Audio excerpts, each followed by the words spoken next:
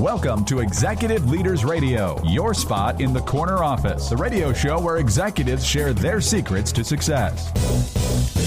Executive Leaders Radio. You're listening to Executive Leaders Radio, broadcast from Pretoria Law in Tyson, Virginia. This is your host, Herb Cohen, with my co-hosts, Joe Applebaum, Potomac Companies, Brian Chandler, Pretoria Law, and Jason Miller, Zayedge.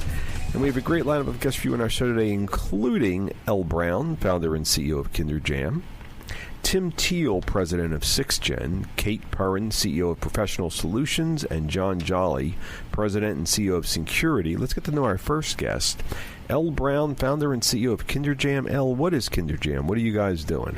Kinder Jam is an early childhood education, training, care, and enrichment agency. Tell me a little bit more about that. What do you mean? So when it works with training, we train educators to work better with young children. For care, we offer preschools and summer camps. And for enrichment, we offer group fitness programs for families and young children. Uh-huh. How large or how small is this organization? We have about 15 employees. And where are you from originally? I'm originally from Ocala, Florida. Alrighty. And tell me a little bit about how many brothers and sisters do you have? I have one brother and two sisters. And where are you in the pecking order? I'm the oldest. You're the oldest. And tell me a little bit about what was going on with you 8 to 14 years old. I was a bit turbulent then. Uh-huh. Tell me what you mean by you were a little bit turbulent then. I moved 28 times by the time I was 18 years old. Wait. We've done a lot of radio shows. We've done a lot of interviews. I've never heard 28 times you moved. Why did you move 28 times? My parents were really young when they had me, and in order to provide care, I moved from family to family throughout our town. Tell me a little bit about your moving from family to family throughout your town. What are you talking about there? Well, when my mother was 17 and she gave birth to me after a while, she and my dad married. They couldn't take care of a child. My grandparents took me in. When I was about 4, she came back, and I moved in with her. She wasn't really prepared to take care of a child, so I ended up going to a grandmother again, then to a paternal grandmother, and then my father came back when I was about 6 years old, and I eventually ended up moving in here with him and his new wife. How did you feel through all that stuff? I learned navigational skills pretty quickly. What are you talking about? What do you mean? Well, when I would get to a new environment, I would learn to kind of scan my surroundings, figure out who the safe people are, what the roles that everyone played, and I would try to work my way in from there. What's that have to do with you building this business known as Kinder Jam? Well, now in Kinder Jam, whenever I'm working with clients, I go in, I scan the room, I listen to what they have to say, and then I figure out everyone's position, and I make sure I give my clients what they want. All right, so one of the things you learned moving 28 times as a kid, wow, is how to figure out who's safe and what's safe. What else did you learn? I also learned that if I look around the room, there will be people that I could use as allies. And with those, they would have characteristics that I could pull from to be better. I also learned that wherever I go, if I found my niche, that I could prosper. What are you talking about? What do you mean? I would have to make myself valuable wherever I went. What? Yeah, I mean, if people need you, they like you, they want you, you always have a place. You're telling me that you think you could have been successful no matter where you were? No matter where I was. I told my ex-husband once, I said, if you drop me here and you come back 6 months, it'll be Elville. What do you mean? I mean that I would go that place, I would find out what they need, and I would become that person that will provide that thing that they need. I would become an invaluable commodity in that area. Brian, didn't you have a question along those lines? Well, I wanted to know originally when she started taking this approach to things. When did she start organizing people and organizing things and learning her audience or her customers? I've always been a hustler. So in middle school, because I had a little more leeway because the parental lenience, I would get off the bus, go across the street to fulfill orders for Now-Laters and Lemon Heads and other candies that the kids wanted. And by lunchtime, I would mark it up a bit and take their money. So you were getting a sense of the demand, and then you were filling it with the supply. Exactly. Oh, how old were you? I was about 10. Oh, who taught you how to do that? I don't know. It was innate.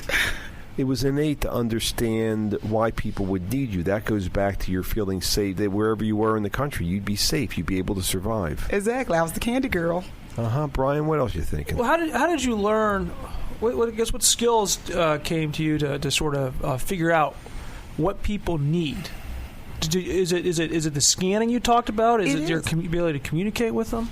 It is. It's the scanning. So in school, someone had candy, and other people were like, give me some of that. Can I have some of that? And I was like, wait a minute. If I could supply that for her, they could just get it from me, and I could make a profit off it. So you're good at noticing things and noticing cues, right? So how does that relate to what you're doing now and learning things by looking for cues and signs? Okay, when I first started KinderJam, it was a curriculum program. But when I listened to my clients, if they needed something, then I would go into staffing. They needed a personnel to fulfill a class. I thought, I can do that. They needed someone to operate a preschool. I can do that. So I listen to what people need, and if it's in my scope of service, I then provide it. And this sort of relates, too, about your ability to read the cues and read the signs, even in your own life with your own children, too, I think, right? I mean, isn't that sort of what sort of gave rise to sort of the concept of KinderConnect? Most certainly. I noticed very early, about 18 months, that my son was displaying developmental delays. I'm a teacher by trade. Took him to the pediatrician. He wasn't seeing the same things I was seeing, so brought my baby home, and I was like, if I were in the classroom, what would I do? Teach, evaluate, assess, refer. Didn't have that infrastructure at home, so I created it.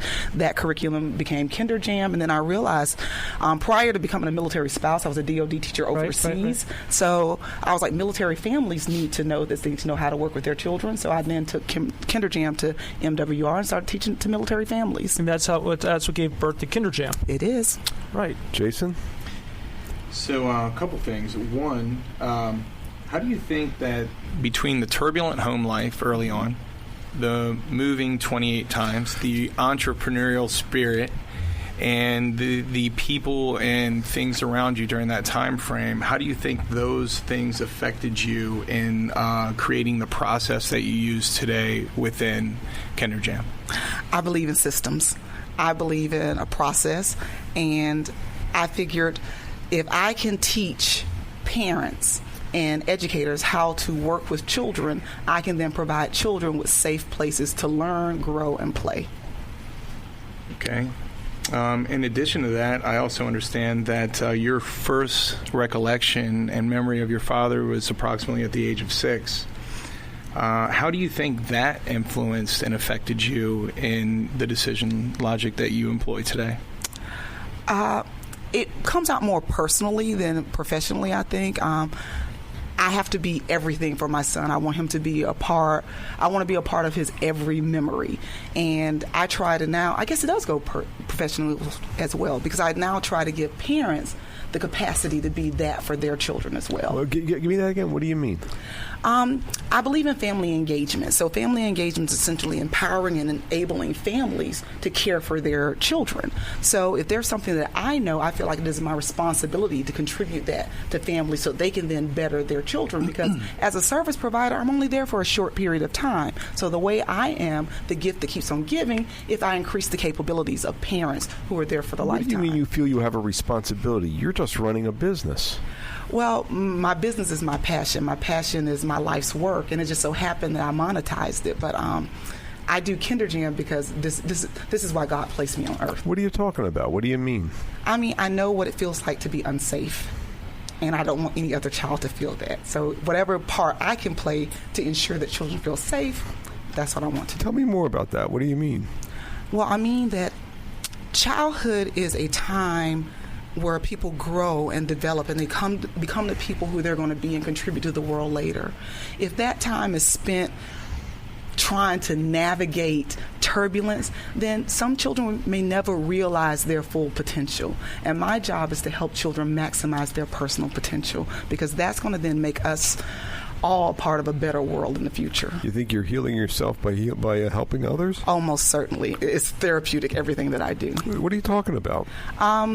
Like when I talk to my son, I do the things for my child that I wish were done for me. And I teach teachers how to care for children in a way I wish teachers had cared for me. What's the best part of your day? The best part of my day is seeing my instructors care for children, because at one point I thought that being a teacher would be the greatest gift, but then I realized teaching teachers is the greatest gift, because then I impact every child that teacher touches. Interesting. What's the website address of your organization? Kinderjam.com. How do you spell that? KINDERJAM. .com. What's your son's first name? Ricky too. And how's Ricky doing nowadays? He's thriving. Why is he thriving? Why is he thriving? Because my son is on the autism spectrum, yet he has passed the math SOLs. He has co-authored a book with me, and he's just... Let me have the website address one more time. That's kinderjam.com. We've been speaking with Al Brown, founder and CEO of Kinderjam, here on Executive Leaders Radio. Want to help building your business with help from this show's CEOs? Our CEOs can help you uncover more opportunities, grow your sales, connect you, help you raise money, all the big issues, because our CEOs have been there and done that. They've succeeded in creating millions of jobs and earning millions of dollars, and some are available to advise you.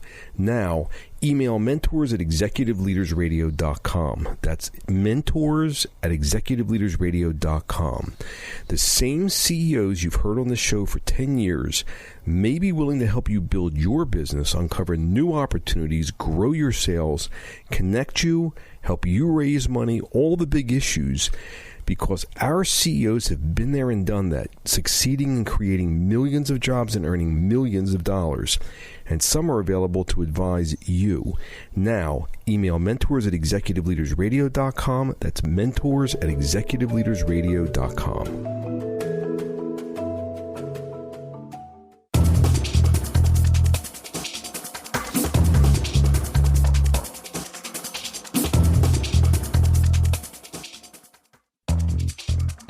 We're back. You're listening to Executive Leaders Radio. This is your host, Herb Cohen. We'd like to introduce Tim Teal, who's president of Sixgen. Tim, what is Sixgen? What are you guys doing? So we're an IT company focused on offense and defense security for Department of Defense and commercial partners. How large or how small is this organization? About 35 people. And where are you from originally? Baltimore, Maryland. And how many brothers and sisters, and where were you in the pecking order? I'm the youngest of four, so 2 brothers, 1 sister. Are you the youngest of 4, 2 brothers, 1 sister? What was going on with you 8 to 14 years old? It was extremely chaotic in my life. What do you mean it was extremely chaotic in your life? What are you talking about? Well, I was raised by 2 alcoholic parents, and there was just a lot of turmoil in the household. Mm-hmm. What was the neighborhood like? It was a lot of drug dealing and very poor. Mm-hmm. So I guess you got involved in sports? I wish I would have gotten in sports, but I actually got into computers before they became famous and sexy. So when you were a kid, what were you thinking about as a kid? I spent a lot of time dreaming about what I could become in life. What are you talking about? What do you mean? Well, as I started fiddling around more with computers, I became intrigued on how they worked, what made them function, things like that. So I started taking them apart and putting them back together. Okay, and what did that lead to? It led to more questions for me on, how I could become a better person and put my plan together in my head and how I was going to escape out of this environment. So how did you escape out of that environment? Well, I decided to join the Navy, and I figured that would be the best path for me. Did you think you were going to do well or poorly in the Navy? I wasn't quite sure. I didn't think I would do exceptional. But what happened? Well, I ended up in school, and I did better than I ever thought I would. All right. Why?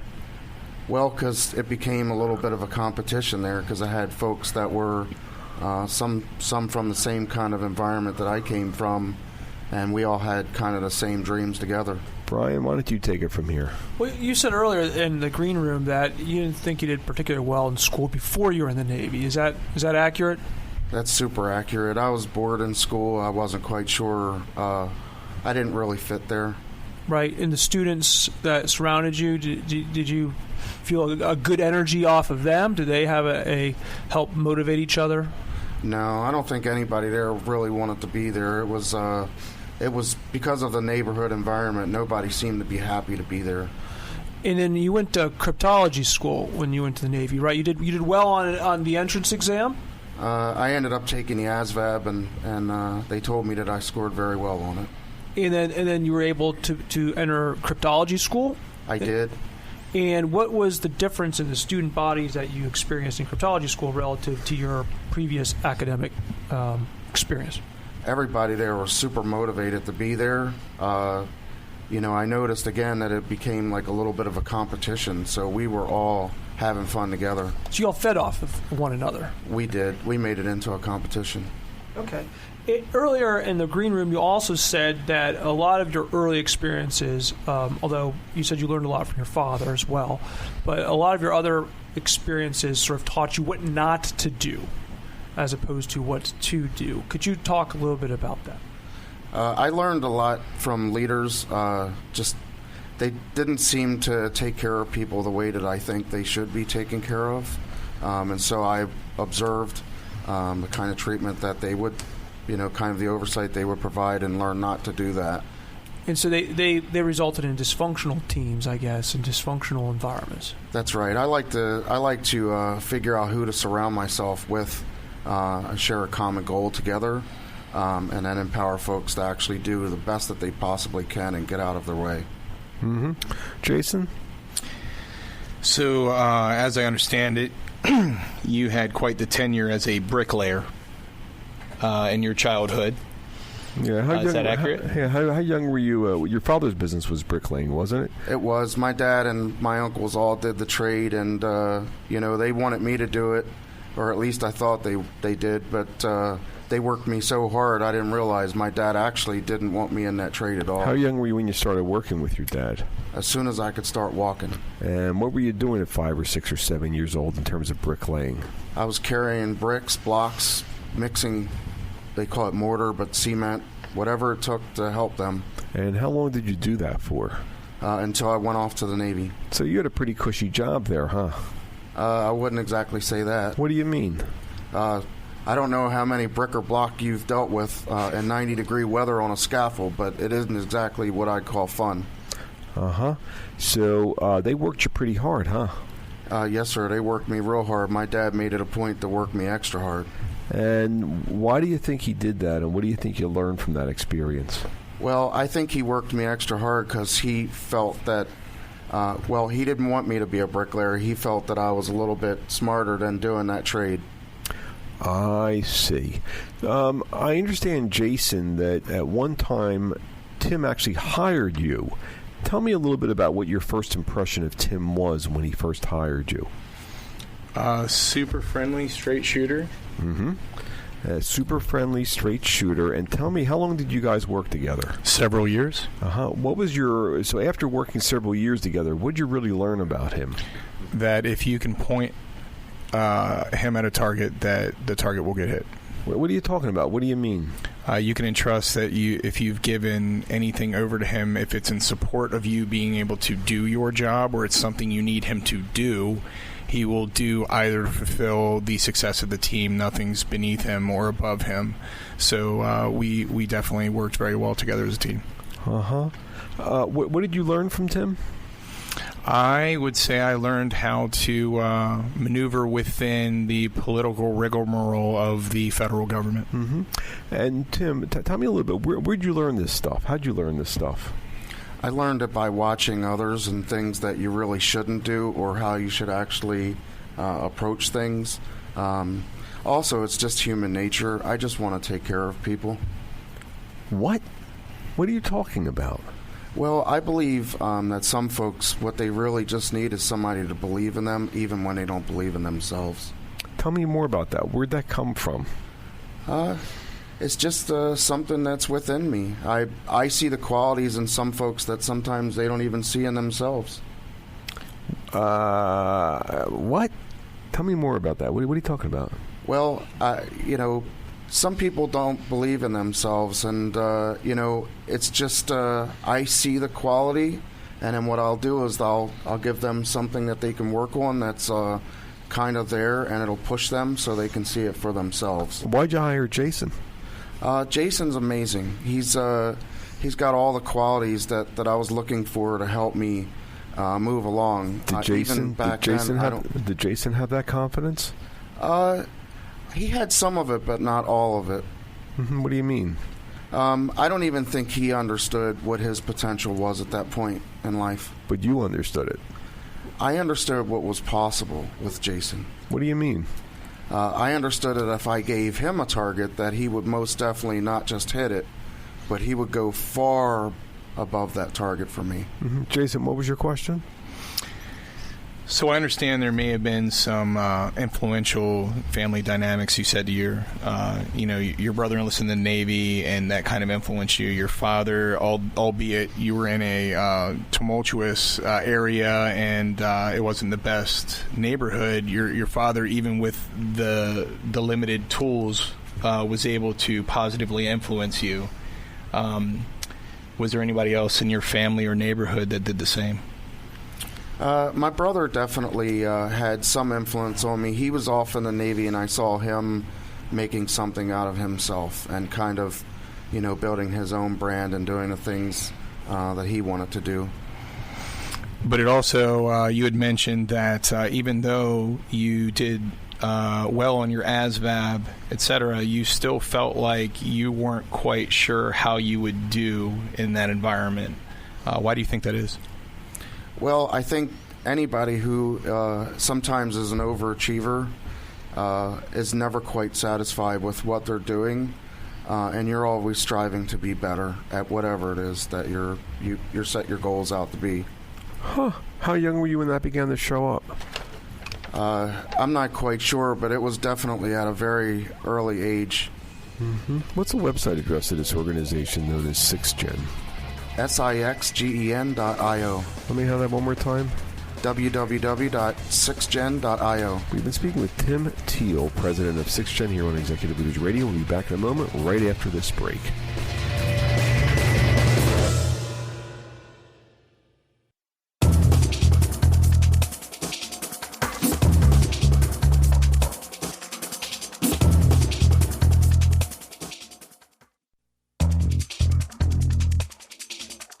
We're back. You're listening to Executive Leaders Radio. This is your host, Herb Cohen. We'd like to introduce Kate Perrin, CEO of Professional Solutions. Kate, what is Professional Solutions? What are you guys doing? Professional Solutions is the Washington area's first and still only public relations temporary staffing agency. Tell me more about what you're doing there. We are like a typical temp agency, except we only work in the field of public relations, communications. Our temps are all people to do writing, media relations, social media, press event coordination. Interesting. And where are you from originally? I grew up in Manhasset, Long Island. And how many brothers and sisters, and where were you in the pecking order? I was the oldest of four. The oldest of four. And I understand you told me that you were an only child until you were 4 years old, and then your parents adopted 2 kids, and then your parents had twins, so all of a sudden you were like... It was a crowded household. I had older parents, a quiet life, everything very calm until basically a rodeo was unleashed in the house. And tell me a little bit how that made you feel. A little overwhelmed. I think I withdrew a bit. I became an even more devoted reader, loved fiction, loved stories, escaped into that. Tell me more. Tell me more about what that led to, what that was going on, and so on and so forth. Loved reading, as I say, and those stories were things I could then share elsewhere, and found that despite the hectic household uproar, I used it to make friends elsewhere. How? Tell us how. I would share the stories I had been reading, short stories, book length, and so even if I was on a sports team, on breaks when our side of the team might be off the field, I would start sharing with my teammates these stories. So every time people came back from their turn at bat or whatever, they wanted to know the next chapter, and it really brought me a wonderful interaction of being able to be a storyteller and find that it gained me friends. What's that have to do with what you're doing nowadays? PR, communications of all kind, is telling a story, whether it's your cause, whether it's your business, whether it's, what shaped you, it's all storytelling. Who's next? So you had said earlier in the green room that you have 2 full-time staff, but you have up to approximately 60 people in your resource house. Yes, we always need to have more skilled temps available than are actually in the field at that moment, because we don't know what the next assignment is going to be and what combination of both skill set and content we are going to be asked to provide. So you also said that you organized quite a few groups and get-togethers and such with your friends when you were younger. Yes. How do you think those things influenced your ability to manage such a fluctuant workflow within your business today?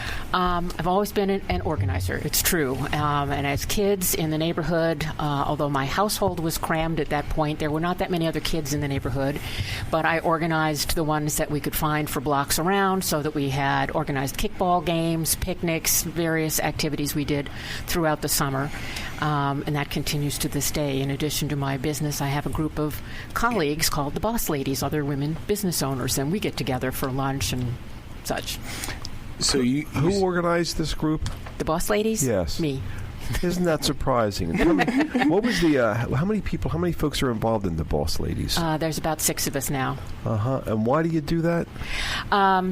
We all met through various professional societies. We hit it off. We found we shared a number of interests, both professionally and just for fun. Well, why do you waste time with something like that? You're the smartest person on the team, and you're the CEO. You don't need anybody else. I am by no means the smartest person on the team, and we all learn from each other. We have shared business experiences, challenges, solutions, creative new ideas. Yeah, I don't read that in the newspapers about CEOs. So that's interesting to me. Okay, sorry. Yes, Jason? That's okay.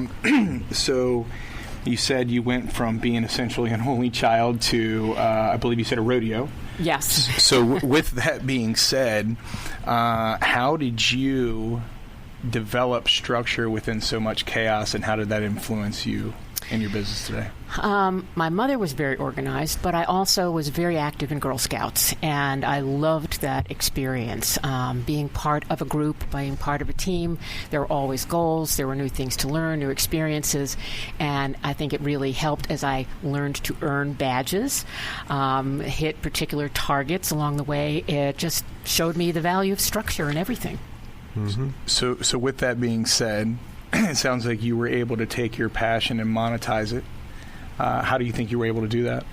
I was lucky. I was inspired later by a wonderful series of radio ads from account temps that made me think, oh, people who are professionals are also available to be temporaries. I had never thought of this before.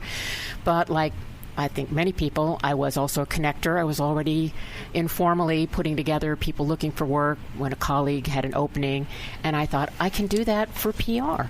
After a short amount of time, the light bulb went off, and I gave my employer 2 months' notice. I said I'm leaving at the end of the 2 months to start a business. Later, my employer became a client. Mm-hmm. Brian? So you talked about how when you were younger, creative writing and storytelling was very important to you, but also later that you found out perhaps your real strong suit was more editing relative to writing. And so really it looks to me, and you could maybe talk a little bit about this, how your career has been a drive to sort of meet the balance between your creative side and your editing, your detail-oriented planning side. I think that's absolutely true. I always have wished in many categories to be more creative than I think I actually am. But I'm good at taking disparate pieces and putting together and to make something else. I thought I would be turning into a great novelist. My dad said, I'll pay for college, but not for creative writing. You have to have a saleable skill. I turned it into journalism. I thought I'd become a great reporter, but I discovered I could write an okay news story, but I actually could take somebody else's news story and really make it better as an editor. So I think that's how many of us get ahead and build our lives, is by taking each experience and adapting as we need to with the tools we have at hand to the next stage that we'll do better in. Which is sort of a type of creativity in and of itself, it seems. That's flattering, thank you. Well, the ability to edit a story, right, or edit something in order to tell the story you think that needs to be told. I mean, is that part of the creative process? It is, but it's learning to do it in a much more lean way. I used to tell staff who were writing for me that they would have to pay me a nickel for every word I could take out without changing the meaning of their copy. So this your love of putting disparate pieces together, isn't that the same thing as understanding what a potential employer needs in terms of the employee? It is, because people bring different things to the table. It is one of my frustrations sometimes with clients when they tell me what they need, and I come back to them with a person that I think will be perfect for them, will be fabulous, but it may not look exactly the way they have pictured it. somebody's experience, but I say this person is adaptable, they're creative, they are smart, and they will hit the ground running. You're telling me that you know this world so well that when a client may explain to you what they think they need, you may actually have a better sense of what they really need? Sometimes, and it's my job to try and gently guide them to see that they have more potential there.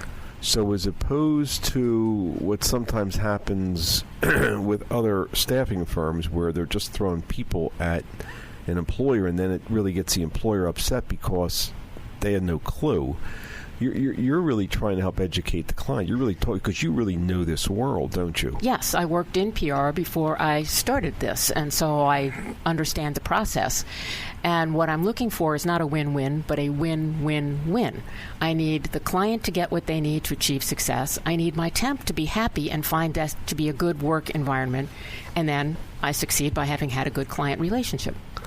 Why do you care about the... I can understand why you want to keep the client happy because they're signing the check. Why do you care about keeping the temp happy? Your employees are the most valuable part of any business, and it certainly is true for me. They're not only my product, but they are smart, savvy, wonderful people. And they need to know that I appreciate them, that I value them, that even a criticism from a client, I will defend them as far as anything is reasonable, and make them know they are part of a team. Wow. So it sounds to me like you're the kind of employer that if you're representing me, you're really representing me. You understand who I am. And if you think that I'm the right person for the gig, or if you think the employer is wrong, you're willing to stick up for me. Absolutely. Absolutely.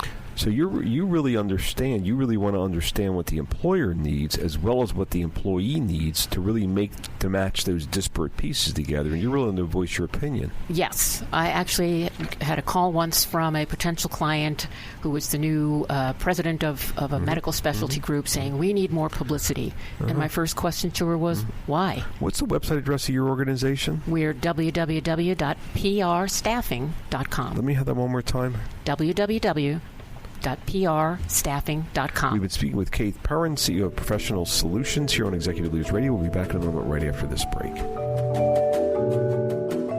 Want help building your business with help from this show's CEOs? Our CEOs can help you uncover more opportunities, grow your sales, connect you, help you raise money, all the big issues, because our CEOs have been there and done that. They've succeeded in creating millions of jobs and earning millions of dollars, and some are available to advise you. Now, email mentors@executiveleadersradio.com. That's mentors@executiveleadersradio.com. The same CEOs you've heard on the show for 10 years may be willing to help you build your business, uncover new opportunities, grow your sales, connect you, help you raise money, all the big issues, because our CEOs have been there and done that, succeeding in creating millions of jobs and earning millions of dollars. And some are available to advise you. Now, email mentors@executiveleadersradio.com. That's mentors@executiveleadersradio.com.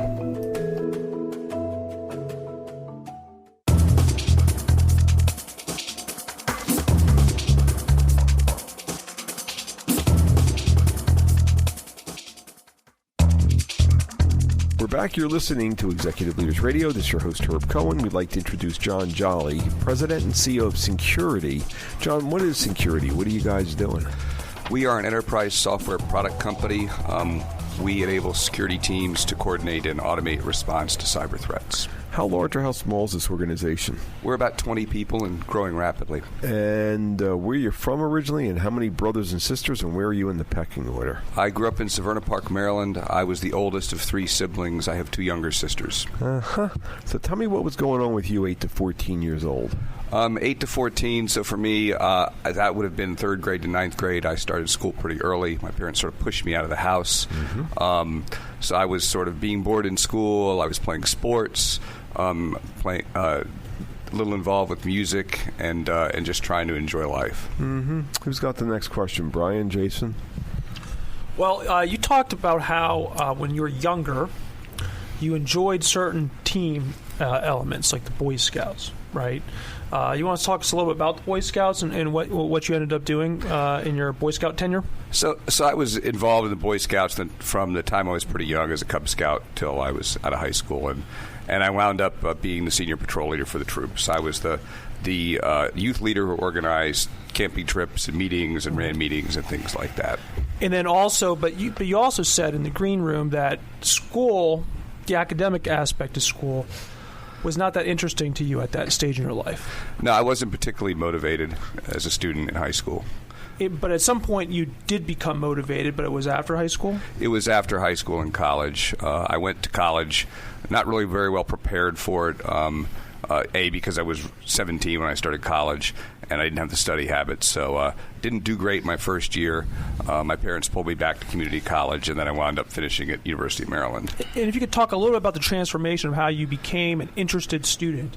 Did you learn? Did you become interested in certain topics, or did it become more relevant to you in some manner? I think two things happened. First of all, I became interested in computers and computing, and the second thing was it became more for me and less because my parents wanted me to. It just became about me finding a challenge that I wanted to go, an objective that I wanted to go succeed at.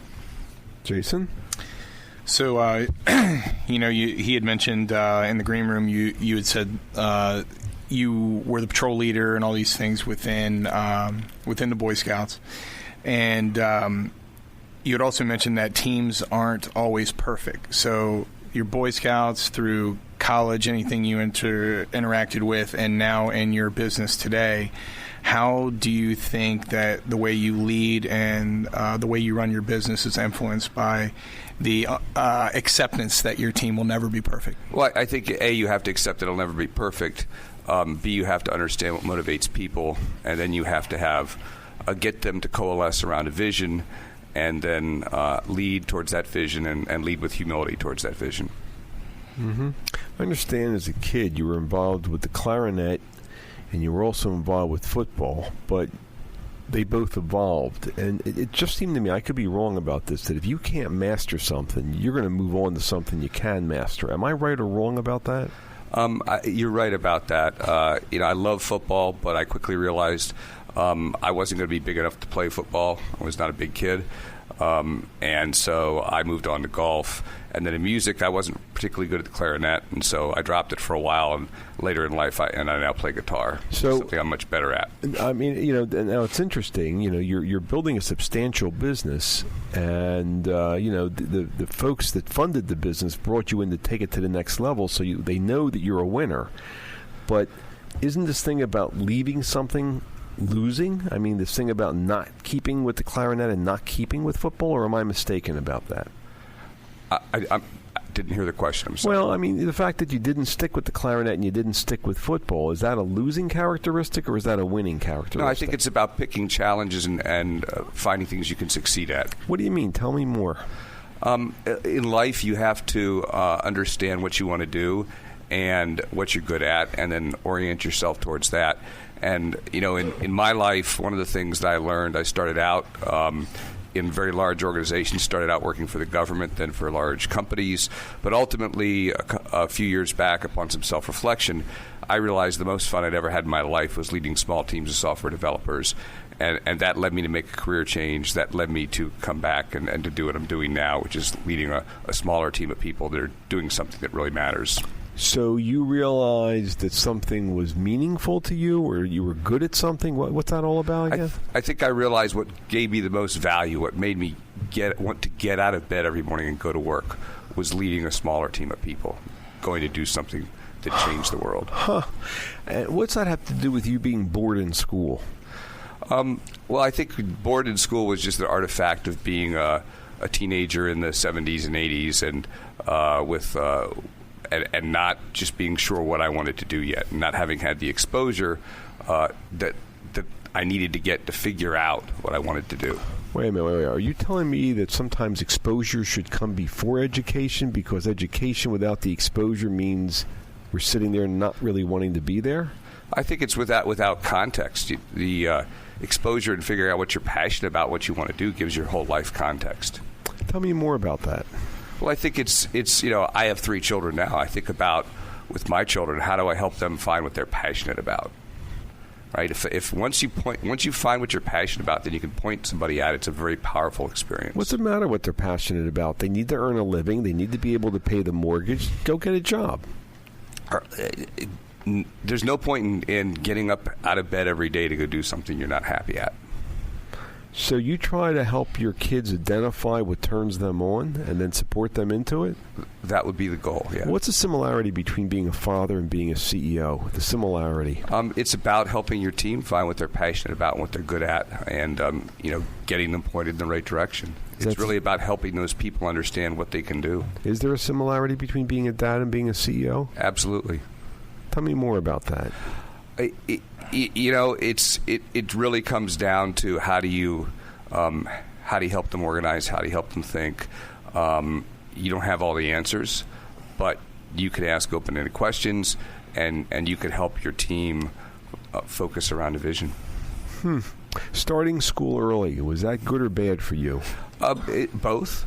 I think it's tough when you're the youngest in your class, but I think it enables you, if you get through it, right, you bring a persistence and a resilience to life, because it's always harder when you're the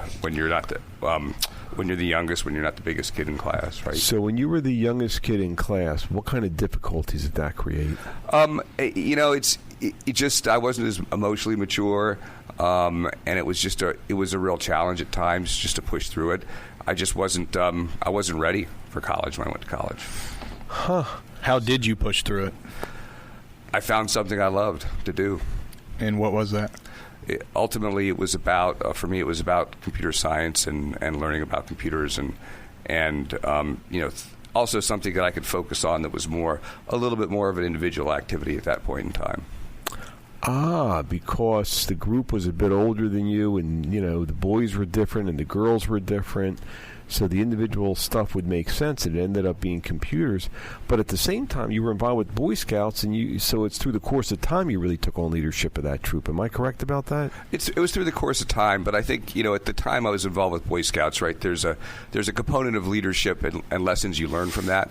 But at that age, a lot of it's about learning how to organize, right? It takes time, and you have to push yourself out of your comfort zone over time to become a good leader. Well, you were naturally out of your comfort zone being the youngest one in your class, weren't you? Yes.